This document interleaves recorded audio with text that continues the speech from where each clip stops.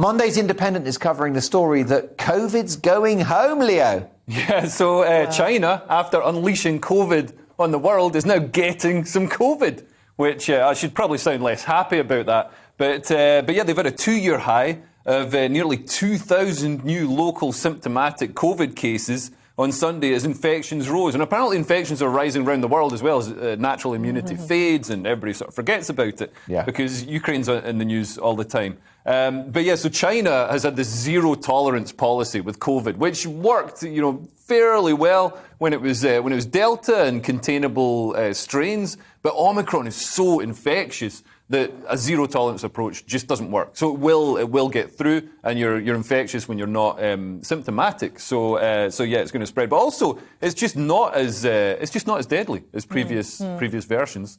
So well, I mean, I like to actually quote people that are the other end of the argument. Bill Gates, I think we can argue he's pretty pro-vaccine, right? Yeah. And this is a guy who said, look, Omicron is actually the new vaccine.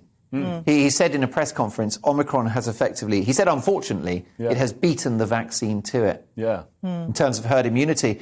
Do you think, what do you think, Sajeela, has the appetite for further measures gone now? Because I've seen people on social media say, look, if you tell me we're going into another lockdown, I just will ignore it this time. Oh, no. Have the government lost the dressing room on that one? Oh, no, that's never going to happen. People Really? are going to do what they're told. Though we all did what we were told in the first lockdown and thereafter to protect. We made sacrifices, and I think that argument was lost the moment there was parties, and like total disregard for the rules that they'd made themselves. But going back to China, they have to be zero tolerance because obviously they've got to be shown to sort of, do it. And actually, it's very draconian, but it does work because they have kept their cases lower than many other countries.